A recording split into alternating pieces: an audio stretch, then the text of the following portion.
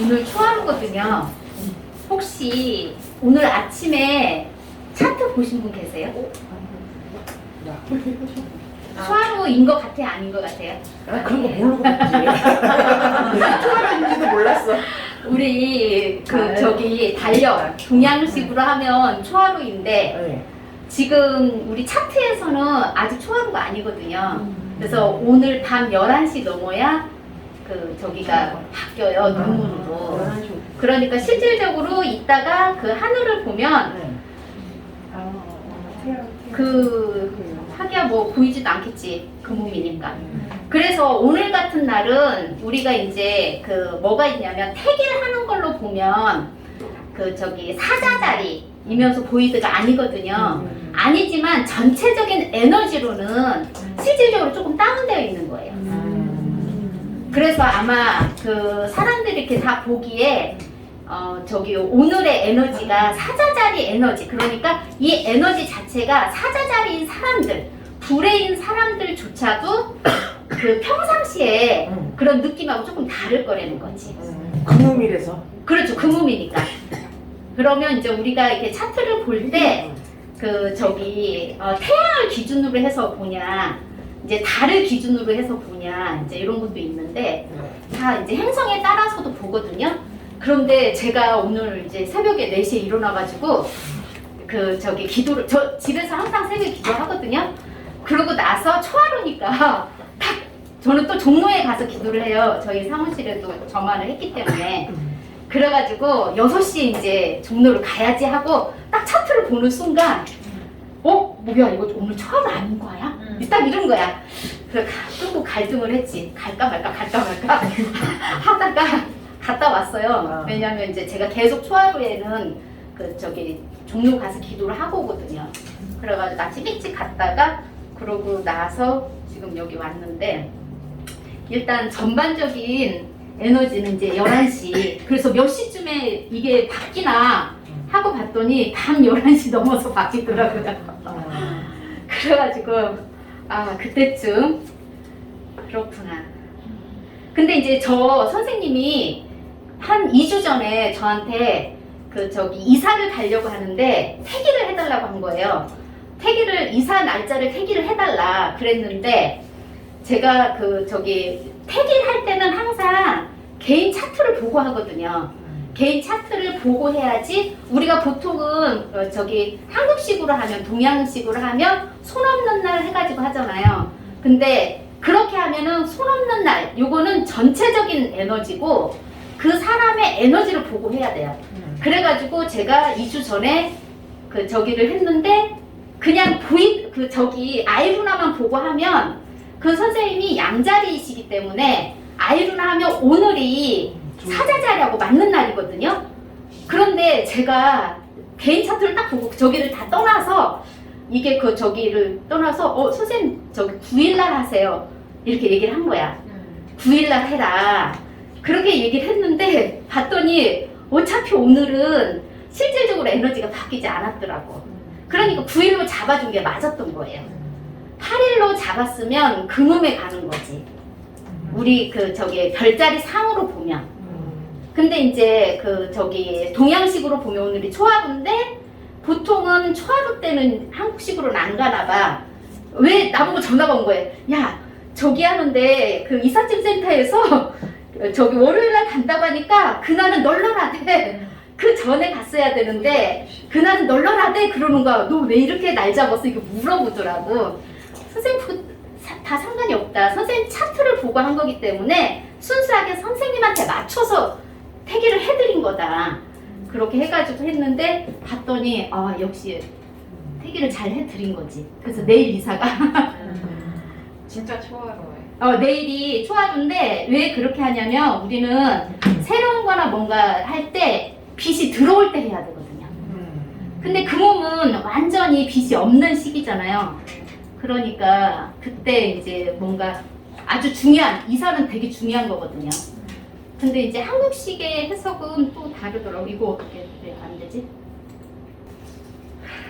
그래가지고 이렇게 태길이 되게 중요한데 오늘이 딱 보니까 진정한 초하루가 아니다. 진정한 초하루는 이제 내일이 초하루인 거예요. 그래서 이렇게 보니까 있더라고. 그게 뭐냐면 그 태양하고 있잖아요.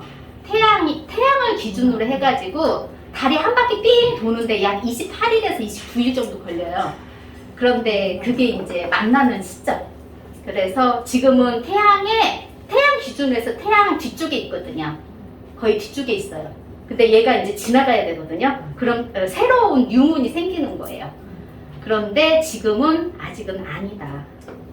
근데 이게 실질적으로 이 행성을 보잖아요. 그러면 실제 하늘에 있는 행성하고 같이 움직이거든요. 이 별자리에 있는 행성은. 그래서 우리가 정확히 보름인지 아닌지도 이 별자리를 보면 알아요.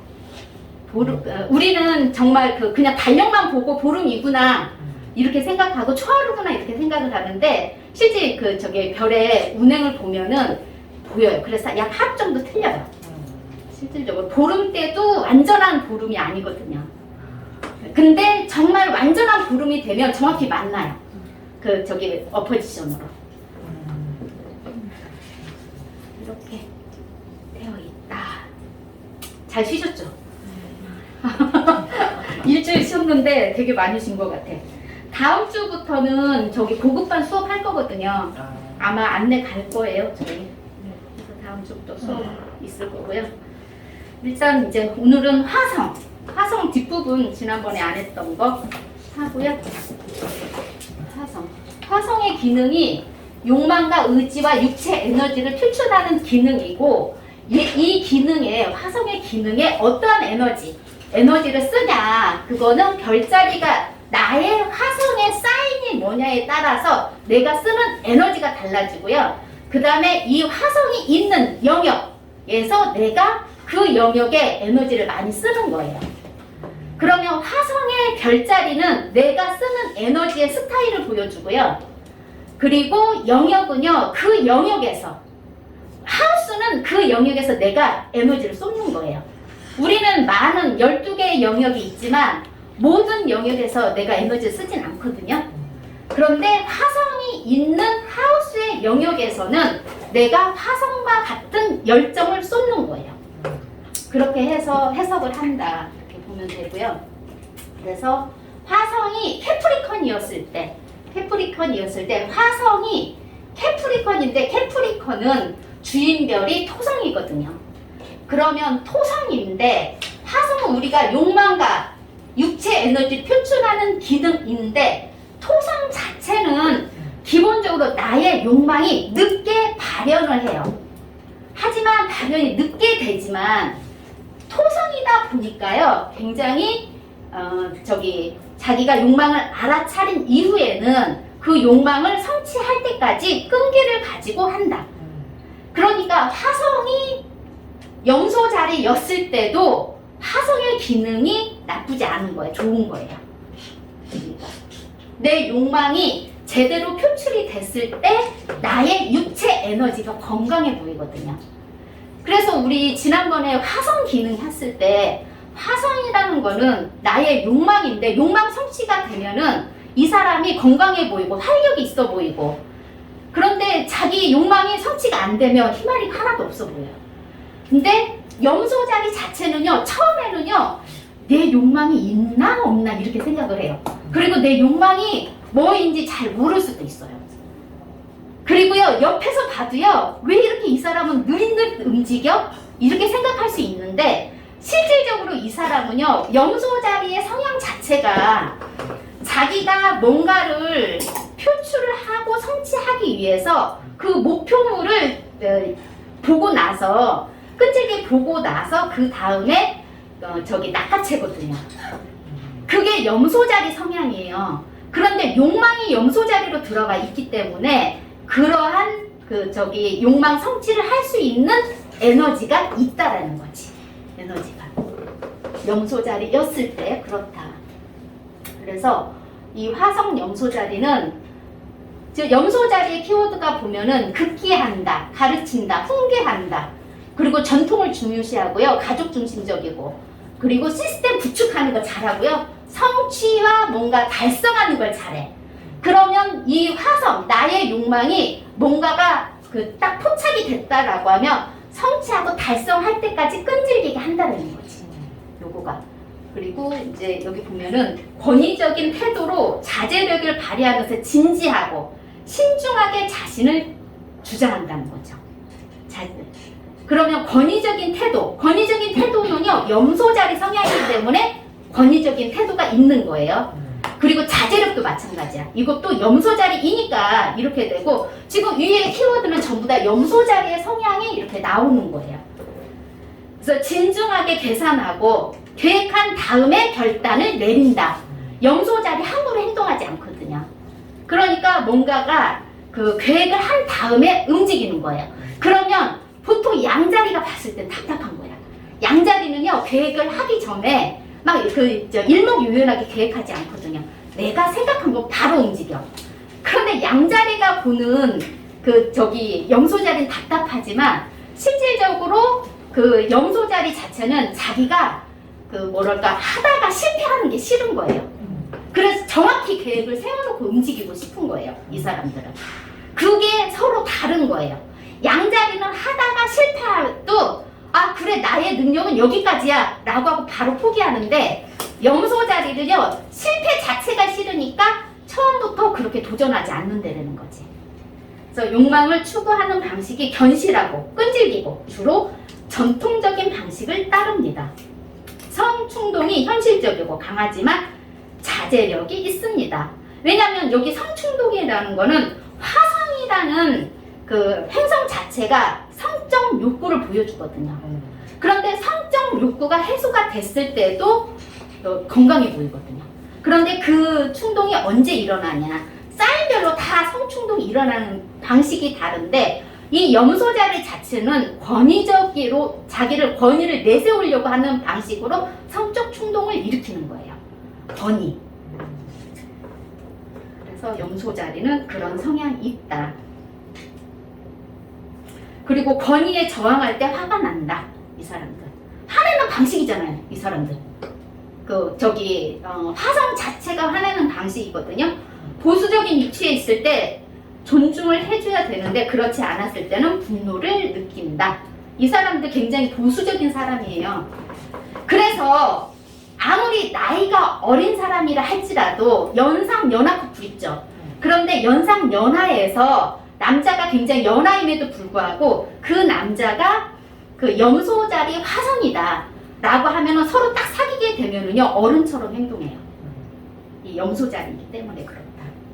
내가 나의 여자를 보호해줘야 돼 이렇게 생각한다. 그렇죠.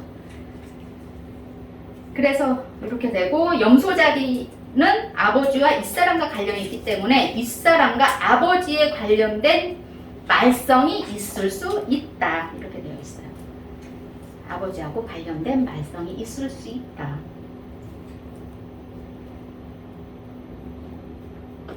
그리고 주로 아버지에게 화나는 일이 있거나 연장자에게 화나는 일이 생길 수 있다.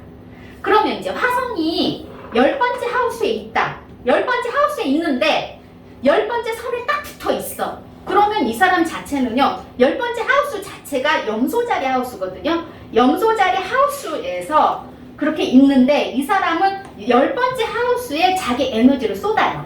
그 영역에서. 그러면 일할 때 그 에너지를 쏟을 수 있고요. 또는 그 연장자와 관련된 사람으로 인해서 자기가 어떤 이제 화나는 일이 있을 거라는 거지. 그러면은 윗사람이라는 거는 우리가 생각하는 이제 우리 여성의 입장에서는 시어머니를 또 뜻하거든요. 그러면 우리가 봤을 때 내가 결혼을 안 했는데 나는 요런 시어머니를 만나고 싶지 않아 라고 생각을 할지라도 이 사람은요 결혼을 해가지고 어떠한 일이 있어서 시댁과 관련된 일로 인해서 뭔가 충돌이 있을 수 있는 상황이 발생이 될 수 있게 되는 거지. 이렇게 있고요. 그리고 염소자리 화성의 남자는 굉장히 보수적이고 권위적이 되는 거예요. 그래서 여자한테 남성성을 과시할 때 과시할 때도 보수성으로 보이니까 아까 연상연하 커플이래도 이 사람은 아무리 나이가 어리지만 그래도 이제 자기가 윗사람이다 이렇게 생각하는 거예요. 그래서 그 윗사람 대접을 해줘야 돼. 이 사람들은요. 대접을 안 해줬을 때 화가 나요. 그러면 그렇게 대접을 그 윗사람한테 나보다 조금만 한 살이라도 연상이다라고 하면은요, 같은 동년배에서도 조금이라도 연상이다라고 하면 되게 깍듯해요. 그런데 반대로 연하다 그러면 자기가 권위를 내세워요. 요게 염소자리 성향이에요. 그리고 집안일에 대해서도 여자가 할 일, 남자가 할 일을 구분한다.